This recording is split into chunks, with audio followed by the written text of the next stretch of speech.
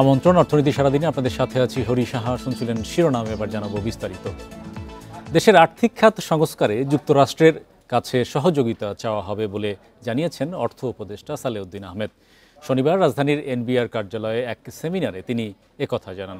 বলেন, বিদেশি সহায়তায় নির্ভর না করে রাজস্ব আদায় বাড়াতে হবে। এ সময় সরকারি অর্থের অপচয় কমানোর আহ্বান জানান অর্থ উপদেষ্টা। অর্থ আইন নিয়ে আলোচনা সভার আয়োজন করে Bangladesh civil service taxation association. এতে উঠে আসে নতুন আইন ও রাজস্ব আদায়ের নানা বিষয়। সভায় জাতীয় রাজস্ব বোর্ডের চেয়ারম্যান বলেন, আইন মেনেই রাজস্ব আদায় করা হবে। করদাতাদের জন্য স্বস্তিকর পরিবেশ তৈরি করা হবে। তবে কর আদায়ে জোর দেওয়া যাবে না বলেও হুঁশিয়ার করেন তিনি। বলেন, নতুন বাংলাদেশের সবাইকে স্বচ্ছতার সঙ্গে কাজ করতে হবে। ছাত্র জনতার গণ অভ্যুত্থানের ফলে একটা বিরল সুযোগ হয়েছে। তারা আমাদের একটা ক্লিন স্লেট দিয়েছে। আমরা এই ক্লিন স্লেটে নতুন করে লিখব। আমরা এখন যা কিছু লিখব সেটাই হবে বাংলাদেশের নতুন ইতিহাস। সুতরাং আগে কি করেছি, আগে কিভাবে চলেছি, সম্পূর্ণ কিছু ভুলে গিয়ে যেটা আমাদের করা প্রয়োজন, যেটা আমাদের করা উচিত, সেই কাজটা আমরা প্রপারলি করব। অনুষ্ঠানে অর্থ উপদেষ্টা বলেন, কর ফাঁকি বন্ধ করতে হবে। বিদেশি ঋণে ঝুঁকে না পড়ে নিজস্ব উৎস থেকে অর্থের সংস্থানেও জোর দেন তিনি। তাগিদ দেন সরকারি অর্থের অপচয় কমাতে। সরকার যেন কোনো রকম অর্থের অপচয় না করে, এটা হলো সবচেয়ে বড় প্রিন্সিপাল। মানে একটা অনেকের ধারণা সরকার ট্যাক্স দেয়, লোকের কাছে ট্যাক্স নেই। তা নানা রকম অনুষ্ঠান উপনুষ্ঠান অনেক রকম, যেটা আমরা দেখতে পেয়েছি, যে এগুলো আমরা চেষ্টা করবো এগুলো যতটুকু সম্ভব। তার মানে এই নয় যে রাজস্ব করের টার্গেট কমিয়ে দেবো আমরা। উপদেষ্টা জানান, অর্থনৈতিক সংস্কার নিয়ে মার্কিন ট্রেজারি বিভাগের সঙ্গে বৈঠক করা হবে। সংস্কার কাজে তাদের সহযোগিতা চাওয়া হবে বলেও জানান তিনি। Shahid Ahmed, independent news, Dhaka. শিল্পাঞ্চল আশুলিয়ায় শ্রমিক সমাবেশের পর ধীরে ধীরে খুলতে শুরু করেছে পোশাক কারখানা। তবে এখনও উৎপাদন বন্ধ রয়েছে 270 কারখানায়। শনিবার বিজিএমইএ ভবনে আশুলিয়ায় পোশাক কারখানাগুলোর চলমান সংকট নিয়ে আলোচনায় এ তথ্য জানান উদ্যোক্তারা। তৈরি পোশাক খাতের বিশৃঙ্খলার সাথে পরাজিত অপশক্তি জড়িত বলে মনে করেন ব্যবসায়ীরা। নিরবচ্ছিন্ন গ্যাস বিদ্যুৎ না পেলে বাংলাদেশ তৈরি পোশাক খাতের ব্যবসায় পিছিয়ে পড়বে এমন আশঙ্কাও তাদের। এ সময় শ্রমিকদের নানা বঞ্চনার কথা তুলে ধরেন শ্রমিক ইউনিয়নের নেতারা। তারা শ্রমিকদের চাকরির নিরাপত্তা প্রদান, হাজিরা বোনাস ও টিফিন বিলে বৈষম্য কমানোর দাবি করেন। এছাড়া অনেক কারখানায় ট্রেড ইউনিয়ন করতে দেয়া হয় না বলেও অভিযোগ করেন শ্রমিক নেতারা।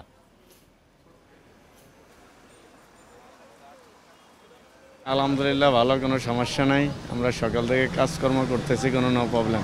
কিছু মানে নেই, আবার মানছে সব, মানে 2-3টা মানে নেই। জানুয়ারি থেকে জুলাই অর্থাৎ চলতি বছরের প্রথম 7 মাসে যুক্তরাষ্ট্রের বাজারে $457 কোটি তৈরি পোশাক রপ্তানি করেছে বাংলাদেশের উদ্যোক্তারা, যা গত বছরের একই সময়ের তুলনায় 10.27% কম। গত বছর এই সময়ে যুক্তরাষ্ট্র $729 কোটি তৈরি পোশাক রপ্তানি করেছিল বাংলাদেশ।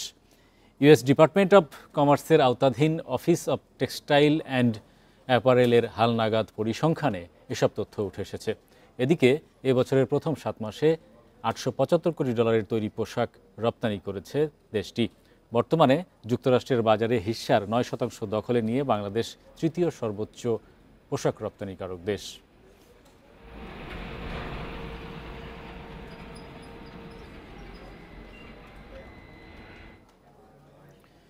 উৎপাদন ঘাটতিতে চাহিদার তুলনায় দেশে মাথাপিছু দুধের প্রাপ্যতা কম। এরই মধ্যে গোখাদ্যের অতিরিক্ত দামে অস্তিত্ব সংকটে পড়েছেন খামারিরা। দুধের উৎপাদন খরচ কমাতে উন্নত জাতের গাভী পালনে জোর দিচ্ছেন বিশেষজ্ঞরা। শিল্প সংশ্লিষ্টরা বলছেন, বছরে 5,000 কোটি টাকার গুঁড়ো দুধ ও দুগ্ধজাত পণ্য আমদানি হয়। সরকারি নীতি সহায়তা পেলে তা কমানো সম্ভব। প্রাণী সম্পদ অধিদপ্তরের হিসেবে দেশে নিবন্ধিত গাভীর খামার 69,839টি। 99% খামারেই গরুর সংখ্যা 20টির নিচে। রংপুর, নাটোর, পাবনা, সিরাজগঞ্জ সহ দেশের বেশ কয়েকটি জেলায় এমন অনেক খামার গড়ে উঠেছে, যা প্রান্তিক মানুষের অর্থনৈতিক উন্নয়নে গুরুত্বপূর্ণ ভূমিকা রাখছে। তবে সম্প্রতি গোখাদ্যের অতিরিক্ত দামে চ্যালেঞ্জের মুখে দুগ্ধ খামারিরা। 36টা গরু আছে, তা মোটামুটি 130-35 এরকম দুধ হয়। দুধের তুলনায় খাদ্যের দামটা একটু বেশি। আমার মিনি লিটারের দুধ বেচেছে 52-55 টাকা আসতেছে, তাতে তো আমার পোষায় না। দেশে গড়ে গাভী প্রতি দৈনিক দুধের উৎপাদন 6 লিটারের কম। ভারতে যা 15 থেকে 16 লিটার, যুক্তরাষ্ট্রে 50 লিটারের বেশি। গবেষকরা বলছেন দুধের উৎপাদন বাড়লে লাভবান হবেন খামারিরা। এজন্য দেশের পরিবেশে সহনশীল উন্নত জাতের গাভী পালন উৎসাহিত করতে হবে, কমাতে হবে দানাদার খাবারের ওপর নির্ভরতা। দেশীয় যে জেনেটিক রিসোর্স আছে সেগুলো, যেগুলো হাইল্ডিং যে জেনেটিক রিসোর্স গুলো আছে, এবং সিন্ধি সাইওয়ালের দিকেও নজর দিতে হবে। বিফোর পাস্টুরেশন এবং আফটার পাস্টুরেশন যে অ্যানিমেলের যে সময় নেগেটিভ এনার্জি ব্যালেন্স হয়, এই সময় আপনাকে স্পেশাল রেশন সাপ্লাই দিতে হবে। খামারিদেরকে ট্রেনিং এর ব্যবস্থা করলে আমরা হয়তো বা আমাদের ডেইরি প্রোডাকশনটাকে অনেক দূর নিয়ে যেতে পারবো। গত অর্থবছরে প্রায় 1,59,00,000 মেট্রিক টন তরল দুধের চাহিদার বিপরীতে উৎপাদন হয় 1.5 কোটি মেট্রিক টন। 5 বছরে উৎপাদন 1.5 গুণ হলেও গুঁড়ো দুধ ও দুগ্ধজাত পণ্যের আমদানি বেড়ে দাঁড়িয়েছে প্রায় $400 মিলিয়ন। আর 6 বছরে দেশের বাজারে তরল দুধের দাম বেড়েছে 50% পর্যন্ত। কোল্ড চেইনের ভেহিকেল রিকোয়ারমেন্ট আছে, এটার উপর যদি ডিউটি কমানো হয়, পাশাপাশি অ্যাসেপ্টিক প্যাকেজিংয়ের ডিউটি যদি আরও কমানো হয়, তাহলে আমরা আরও সহজ লভ্য এবং কম খরচের ভিতরে দুধটাকে কিন্তু মার্কেটিং করতে পারবো। পাশাপাশি আমদানিকৃত দুগ্ধের উপরে কিন্তু ডিউটিটা অ্যাজ এ প্রোটেক্ট হিসেবে আমাদের অবশ্যই বাড়াতে হবে। ক্রমবর্ধমান চাহিদা মোকাবিলায় উৎপাদন বাড়াতে দুগ্ধ খামার স্থাপনে সহজ শর্তে ঋণ কর্মসূচি বাড়ানোর তাগিদ শিল্প সংশ্লিষ্টদের। Hari Saha, independent news, Dhaka. পেঁয়াজ রপ্তানির ওপর বিধিনিষেধ আরও শিথিল করেছে ভারত। প্রতি টনে পেঁয়াজ রপ্তানির ক্ষেত্রে সর্বনিম্ন $550 মূল্যের যে শর্ত ছিল, ভারত সরকার তা প্রত্যাহার করেছে। পাশাপাশি কমানো হয়েছে রপ্তানি শুল্কও।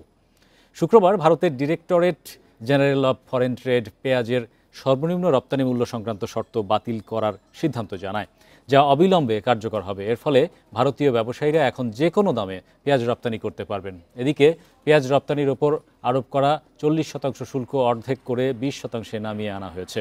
দেশটির অর্থ মন্ত্রণালয়ের এক প্রজ্ঞাপনের সূত্রে ভারতীয় বার্তা সংস্থা পিটিআই এই তথ্য জানায়।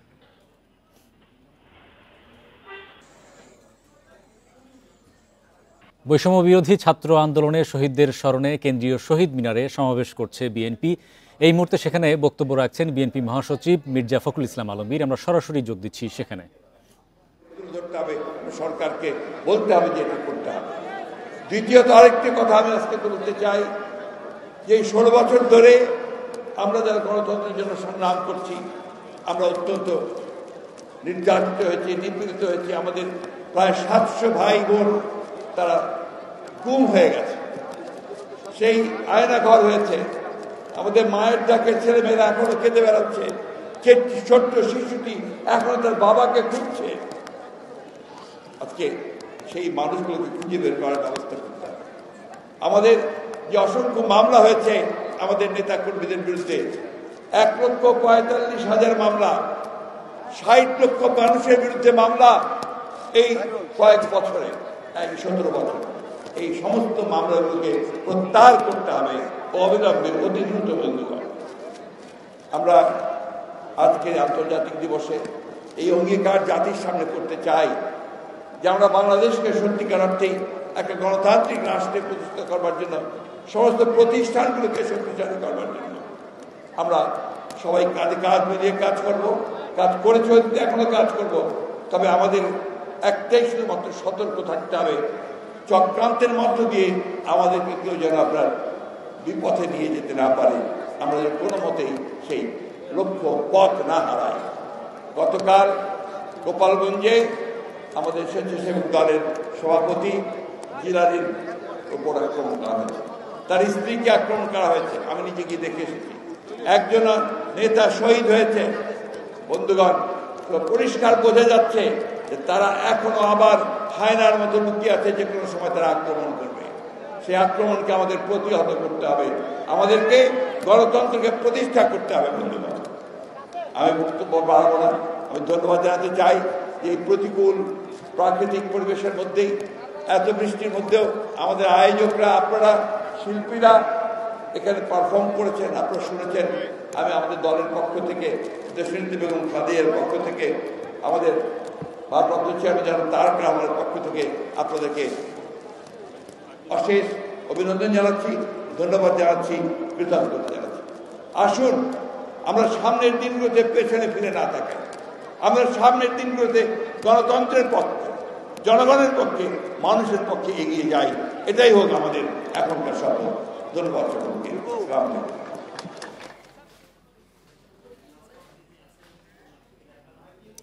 শহীদ মিনারে বক্তব্য রাখছিলেন বিএনপি মহাসচিব মির্জা ফখরুল ইসলাম আলমগীর। শিগগিরই চালু হতে যাচ্ছে মেট্রো রেলের কাজীপাড়া স্টেশন। একই সঙ্গে শুক্রবার সাপ্তাহিক ছুটির দিনেও মেট্রো রেল চলাচলের প্রস্তুতিও নেওয়া হচ্ছে। ইন্ডিপেন্ডেন্ট টেলিভিশনকে এ তথ্য নিশ্চিত করেছেন ঢাকা মাস ট্রানজিট কোম্পানি লিমিটেডের ব্যবস্থাপনা পরিচালক মোহাম্মদ আব্দুর রউফ। তিনি আরও জানান, গত সপ্তাহে ক্ষতিগ্রস্ত কাজীপাড়া মেট্রো রেল স্টেশন মেরামতের কাজ শুরু হয়। প্রতিনিয়ত নানা কারিগরি দিক পরীক্ষা নিরীক্ষা চলছে। আর শুক্রবার মেট্রো রেল চলাচল শুরু করার জন্য জনবলও চূড়ান্ত করা হয়েছে। তবে মিরপুর 10 স্টেশন চালু করতে আরও কিছুটা সময় লাগবে। বুধবার সার্বিক বিষয়ে সংবাদ সম্মেলন করে বিস্তারিত জানানো হবে বলে জানান মেট্রো রেলের ব্যবস্থাপনা পরিচালক। ঠিক করেন